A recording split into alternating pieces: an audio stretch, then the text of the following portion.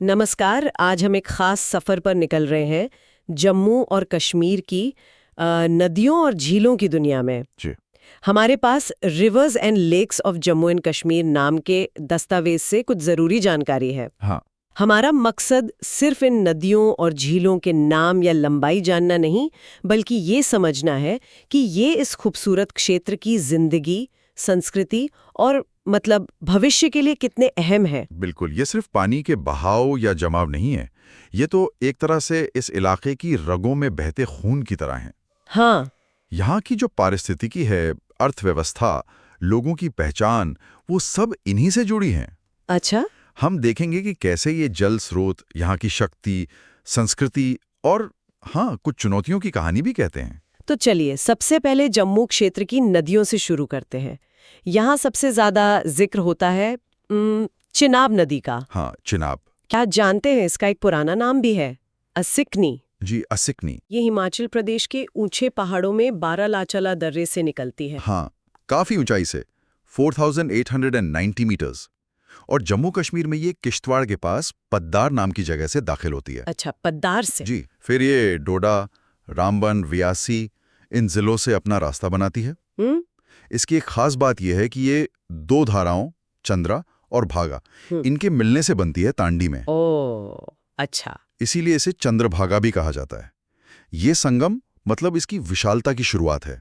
इसकी कुल लंबाई तो काफी ज्यादा है, करीब 960 किलोमीटर। जी हाँ। लेकिन जम्मू कश्मीर में भी ये 500 किलोमीटर से ज्यादा बहती है। बिल्कुल, 504 किलोमीटर्स। ये पीर पंजाल पहाड़ों के दक्षिणी ढलान के एक बड़े हिस्से को सींचती है। फिर अखनूर के पास ये जम्मू कश्मीर से निकलकर पाकिस्तान चली जाती है, सियालकोट की तरफ। और सिर्फ सिंचाई या पानी ही नहीं, आपने कहा था कि ये ऊर्जा का भी स्रोत है। हाँ बिल्कुल, चिनाब जम्मू कश्मीर के विकास के लिए मतलब ऊर्जा का एक बहुत बड़ा स्रोत है। अच्छा। इस पर सलाल, दुल्हस्ती, बगलिहार जैसी कई बड़ी जल विद्युत परियोजनाएं बनी हैं। हाँ, नाम सुने हैं इनके। जी, जो इस क्षेत्र की बिजली जरूरतों को पूरा करने में अहम भूमिका निभाती हैं। ये परियोजनाएं दिखाती हैं कि चिनाब सिर्फ एक नदी नहीं, बल्कि मतलब इस क्षेत्र की तरक्की का एक इंजन भी है। सही कहा। और चिनाब अकेली नहीं है, इसकी कई सहायक नदियां भी हैं। इनमें सबसे प्रमुख कौन सी हैं? हाँ, कई हैं, लेकिन स्रोत के हिसाब से दो नदियां खास तौर पर जिक्र के काबिल हैं। कौन सी? एक है मरुसुदर। ये दाहिने किनारे से मिलने वाली सबसे बड़ी सहायक नदी है। मरुसुदर? जी। और दूसरी है तवी। ये बाएं किनारे की सबसे बड़ी सहायक नदी है और जम्मू शहर के लिए तो बहुत ही महत्वपूर्ण है। हाँ, तवी का नाम तो जम्मू से जुड़ा ही है। बिल्कुल।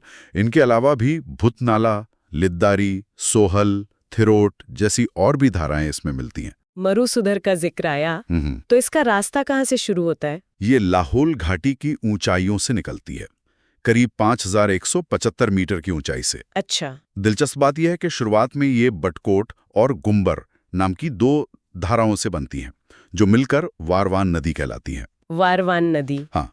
और निचले इलाकों में मतलब जम्मू क्षेत्र में इसी मरुसुदर को वारवान भी कहते हैं। ये उत्तर से दक्षिण की तरफ बहती है। और तवी नदी, आपने कहा ये जम्मू शहर के लिए अहम है। हाँ, तवी नदी भद्रवाह के पास कैलाश कुंड ग्लेशियर से निकलती है। कैलाश कुंड से? जी। और इसकी कुल लंबाई करीब 141 किलोमीटर है। ये जम्मू शहर के बीच से गुजरती है और शहर को एक खास पहचान देती है। इसके अलावा ये रामनगर, उधमपुर, चेनानी इन इलाकों से भी बहती है और आखिर में पाकिस्तान में चिनाब से मिल जाती है। और इस पर भी कोई परियोजना है? हाँ, इस पर चेनानी जल विद्युत परियोजना है। अच्छा, चेनानी, ठीक है।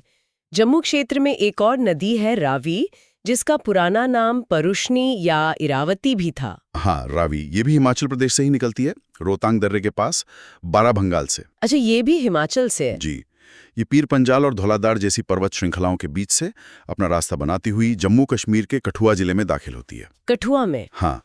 इसकी कुल लंबाई लगभग 720 किलोमीटर है। और क्या कोई खास शहर इसके किनारे बसा है? हाँ, बशौली नाम का एक ऐतिहासिक शहर रावी के दाहिने किनारे पर है। बशोली? जी। रावी के भी अपनी सहायक नदियां हैं, जैसे बुढ़िल है, सेउल, सियावा वगैरह। एक और नदी है उज, जो कठुआ जिले के लिए अहम बताई गई है। सही। रावी के बाद कठुआ की ये दूसरी महत्वपूर्ण नदी है। ये मध्य हिमालय की सियोजधर रेंज से निकलती है। सियोजधर रेंज? हाँ, और कठुआ से गुजरकर पाकिस्तान चली जाती है। कठुआ में इसकी लंबाई कोई 65 किलोमीटर है। अच्छा। स्रोत में एक दिलचस्प बात बताई गई है कि पुराने जमाने में इसका इस्तेमाल पहाड़ियों से लकड़ी के बड़े बड़े लट्ठे मैदानों तक पहुंचाने के लिए किया जाता था। अरे वाह, ये तो अनोखी बात है। है ना? इसकी मुख्य सहायक नदियां नाज और भिन्नी नाला हैं। तो ये थी जम्मू क्षेत्र की कुछ प्रमुख नदियां। अब कश्मीर घाटी का रुख करते हैं। यहाँ की सबसे मशहूर नदी यकीनन झेलम है। हाँ, झेलम। इसे संस्कृत में वितस्ता और कश्मीरी में व्यथ कहते हैं। जी, व्यथ। झेलम सही मायने में कश्मीर घाटी की जीवन रेखा है। इसका उद्गम पीर पंजाल रेंज के दामन में स्थित वेरीनाग झरने से होता है। वेरीनाग से? हाँ, जो श्रीनगर से कोई 80 किलोमीटर दूर है। कुल 725 किलोमीटर की लंबाई में से करीब 177 किलोमीटर ये कश्मीर घाटी में बहती है। इसे श्रीनगर की जीवन रेखा क्यों कहा जाता है? मतलब क्या खास है? वो इसलिए क्योंकि ये श्रीनगर शहर को 2 हिस्सों में बांटती हुई बीच से गुजरती है। अच्छा। पुराने जमाने में ये परिवहन का मुख्य जरिया थी और आज भी हनाबल से वुलर झील तक इसमें नाव और शिकारे चलते हैं, जो कश्मीर की पहचान है। हाँ, शिकारे तो हैं ही। बिल्कुल। ये सिर्फ पानी का स्रोत नहीं बल्कि कश्मीर की संस्कृति का एक अटूट हिस्सा है। श्रीनगर, अनंतनाग, बारामूला जैसे बड़े शहर इसी के किनारे बसे हैं। और फिर ये घाटी से निकलकर कहाँ जाती है? ये बारामूला के पास घाटी से निकलकर जम्मू क्षेत्र से होते हुए पाकिस्तान में चली जाती है और वहां सिंधु नदी में मिल जाती है। अच्छा, सिंधु में मिलती है ये। जी।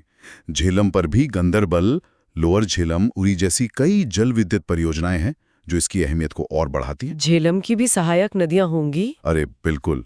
स्रोत के मुताबिक करीब 24 सहायक नदियां हैं। 24? काफी है। हाँ, इनमें सबसे प्रमुख हैं लिद्दर और सिंध नदी। इनके अलावा विश्व, रामब्यारा, रोमुशी, दूधगंगा जैसी और भी कई नदियां इसमें मिलती हैं। लिद्दर नदी का नाम सुनते ही पहलगाम का ध्यान आता है। हाँ, बिल्कुल। लिद्दर नदी पहलगाम के पास मशहूर कोलाहोई ग्लेशियर से निकलती है। कोलाहोई से? जी, पहलगाम से कोई 26 किलोमीटर उत्तर में। ये झेलम की दूसरी सबसे बड़ी सहायक नदी है और करीब 73 किलोमीटर बहने के बाद अनंतनाग के पास झेलम में मिल जाती है। खूबसूरत लिद्दर घाटी और पहलगाम का जो पूरा पर्यटन है वो इसी नदी के आसपास केंद्रित है। इसकी भी 2 मुख्य धाराएं हैं, लिद्दर ईस्ट और लिद्दर वेस्ट। और सिंध नदी, ये कहाँ से आती है? सिंध नदी भी 2 धाराओं के मिलने से बनती है। एक जोजिला पास से आती है और दूसरी डाचनपारा से। अच्छा। ये दोनों बल्टाल के पास मिलती हैं और तब ये सिंध नदी कहलाती है। करीब 108 किलोमीटर बहकर ये गंदरबल जिले से गुजरती है और शादीपुरा में झेलम से मिल जाती है। और सोनामर्ग? हाँ, मशहूर पर्यटन स्थल सोनामर्ग इसी नदी के पास बसा है। तो ये थी जम्मू और कश्मीर की कुछ मुख्य नदियां, हर एक की अपनी कहानी, अपना महत्व। अब झीलों की तरफ बढ़ते हैं। जी, झीलें। पहले जम्मू क्षेत्र की झीलें देखते हैं। मानसर झील का नाम काफी सुना है। हाँ, मानसर झील ये जम्मू से लगभग 55 किलोमीटर पूर्व में शिवालिक पहाड़ियों में है। ऊंचाई? करीब 666 मीटर। शिवालिक में? जी। ये एक मीठे पानी की झील है और इसे मानसरोवर झील भी कहा जाता है। मानसरोवर? हाँ। इसकी खासियत सिर्फ इसकी सुंदरता नहीं बल्कि इसका धार्मिक महत्व भी है। धार्मिक महत्व? वो कैसे? इसके पूर्वी किनारे पर शेषनाग का एक प्राचीन मंदिर है। शेषनाग का मंदिर? जी। इस वजह से ये हिंदुओं के लिए एक पवित्र स्थल है और त्योहारों पर यहाँ लोग पवित्र स्नान करने आते हैं। तो ये प्रकृति और आस्था का एक तरह से संगम है। सही बात है। जम्मू में एक और झील है, सुरिनसर। जी, सुरिनसर झील भी जम्मू से करीब 40 किलोमीटर दूर है। ऊंचाई थोड़ी कम, 605 मीटर। और मानसर की तरह ही मीठे पानी की झील है। ये अपनी खूबसूरती के लिए जानी जाती है और जम्मू क्षेत्र का एक लोकप्रिय पर्यटन स्थल है। मानसर और सुरिनसर दोनों पास पास ही हैं। अब कश्मीर की झीलों का जिक्र करते हैं जो अपनी खूबसूरती के लिए तो खैर दुनिया भर में जानी जाती हैं। हाँ, बिल्कुल। शुरुआत अंचार झील से करते हैं जो श्रीनगर में है। अंचार झील, हाँ, श्रीनगर में है। ऊंचाई करीब 1585 मीटर। लेकिन स्रोत में इसके बारे में एक थोड़ी चिंताजनक बात बताई गई है। क्या बात है? इसका काफी हिस्सा, लगभग आधा, खराब होकर दलदल में बदल गया है। ओहो। हाँ, ये एक पारिस्थितिकी चुनौती की तरफ इशारा करता है। और क्या इसका डल झील से कोई कनेक्शन है? हाँ, है। ये एक चैनल के जरिए डल झील से जुड़ी है और जब डल झील में पानी ज्यादा हो जाता है तो वो इसी झील में आता है। अच्छा, मतलब ओवरफ्लो यहाँ आता है। जी। इस तरह ये जल प्रबंधन में भी भूमिका निभाती है। गंदरबल शहर इसके किनारे पर बसा है, लेकिन हाँ, इसका दलदल बनना ये दिखाता है कि इसके संरक्षण पर ध्यान देने की जरूरत है। सही है। और अब आते हैं उस झील पर जिसका नाम सुनते ही कश्मीर की तस्वीर जहन में आ जाती है, डल झील। डल झील बिल्कुल। श्रीनगर के पूर्व में फैली है और क्षेत्रफल के हिसाब से ये जम्मू कश्मीर की दूसरी सबसे बड़ी झील है। दूसरी सबसे बड़ी? अच्छा। हाँ जी, करीब 18 वर्ग किलोमीटर में फैली हुई है। लंबाई 8 किलोमीटर, चौड़ाई 6.5 किलोमीटर के आसपास। इसे कश्मीर के ताज का नगीना या श्रीनगर का गहना कहा जाता है और ये सचमुच भारत की सबसे खूबसूरत झीलों में से एक है। यहाँ सिर्फ खूबसूरती ही नहीं है, यहाँ तो जिंदगी भी धड़कती है ना? सही कहा आपने। डल झील सिर्फ एक टूरिस्ट स्पॉट नहीं है, ये यहाँ के लोगों के लिए रोजी रोटी का जरिया भी है। जैसे? यहाँ मछली पकड़ना, पानी में उगने वाली सब्जियां और कमल ककड़ी जिसे नदरू कहते हैं वो निकालना, शिकारा चलाना, हाउस बोट चलाना, ये सब यहाँ की अर्थव्यवस्था का हिस्सा है। हाँ। इसके अलावा इसके किनारे खूबसूरत मुगल गार्डन है और झील के बीच में 2 मशहूर द्वीप हैं, रूपलंक जिसे चार चिनार भी कहते हैं और सोनालंक। और वो तैरते हुए बगीचे, उनका जिक्र भी जरूरी है। हाँ बिल्कुल। डल झील की एक अनोखी चीज है इसके फ्लोटिंग गार्डन्स, मतलब तैरते हुए खेत या क्यारियां जहां सब्जियां उगाई जाती हैं। कमाल है। हाँ, ये दिखाता है कि लोगों ने कैसे इस झील के साथ जीना सीख लिया है। तो डल झील सिर्फ पर्यटन ही नहीं बल्कि पारिस्थितिकी, अर्थव्यवस्था और संस्कृति का एक अनूठा संगम है। डल के अलावा और कौन सी झीलें हैं कश्मीर में? गंगाबल झील का जिक्र है स्रोत में। जी, गंगाबल झील ये गंदरबल जिले में ऊंचे पहाड़ों पर है, हरमुख पर्वत के पास। हरमुख पर्वत? हाँ, समुद्र तल से करीब 3600 मीटर की ऊंचाई पर ये एक खूबसूरत एल्पाइन झील है। एक और नाम है होकरसर झील। हाँ। इसकी क्या खासियत है? होकरसर झील ये श्रीनगर से ज्यादा दूर नहीं है, करीब 13 किलोमीटर। ये झील खास तौर पर मतलब पक्षी प्रेमियों के लिए स्वर्ग है। पक्षियों के लिए? हाँ, सर्दियों में यहाँ हजारों मील दूर से प्रवासी पक्षी आते हैं। तरह तरह के जल पक्षी, शोर बर्ड्स, ट्रांस हिमालयन प्रजातियां। अच्छा। क्या इसके संरक्षण के लिए कुछ खास किया गया है? हाँ बिल्कुल। इसके इसी महत्व को देखते हुए इसे जम्मू कश्मीर वन्यजीव संरक्षण अधिनियम के तहत संरक्षण रिजर्व घोषित किया गया है। अच्छा। इतना ही नहीं, 2005 में इसे अंतर्राष्ट्रीय महत्व की आर्द्र भूमि मानते हुए रामसर साइट का दर्जा भी दिया गया है। रामसर साइट, ये तो बड़ी बात है। जी हाँ, ये दिखाता है कि होकरसर सिर्फ एक झील नहीं बल्कि एक महत्वपूर्ण इकोसिस्टम है जिसे बचाना बहुत जरूरी है। पीर पंजाल रेंज में भी एक झील है, कौसरनाग। हाँ, कौसरनाग झील ये कुलगाम जिले में है, पीर पंजाल पहाड़ों के बीच घाटी के दक्षिण पश्चिम छोर पर। इसे विषुपथ भी कहते हैं। स्रोत में इसकी ऊंचाई समुद्र तल से 400 मीटर बताई गई है, जो उस इलाके के हिसाब से थोड़ी कम लगती है, पर हम स्रोत की जानकारी ही बता रहे हैं। अच्छा। विशव नदी जो झेलम की सहायक है वो इसी झील से निकलती है। मानसबल झील का भी जिक्र है। मानसबल झील ये गंदरबल जिले में है, श्रीनगर से करीब 29 किलोमीटर दूर। ये अपनी शांति और कमल के फूलों के लिए जानी जाती है। कमल के लिए? हाँ, बहुत कमल खिलते हैं यहाँ। एक नहर इसे झेलम नदी से जोड़ती है, सुंबल के पास। और शेषनाग झील, ये नाम तो अमरनाथ यात्रा के संदर्भ में सुना जाता है। बिल्कुल। शेषनाग झील अनंतनाग जिले में है, पहलगाम से चंदनवाड़ी के रास्ते पर पड़ती है, जो अमरनाथ यात्रा का पारंपरिक मार्ग है। अच्छा, उसी रास्ते पर? जी। ये भी एक ऊंचाई पर स्थित खूबसूरत झील है, करीब 3600 मीटर पर। और अब बात करते हैं कश्मीर की सबसे बड़ी झील, बल्कि भारत की सबसे बड़ी मीठे पानी की झील वुलर झील की। हाँ, वुलर झील ये वाकई विशाल है। ये बांदीपुरा जिले में है, सोपोर और बांदीपुरा कस्बों के बीच। बांदीपुरा में? जी।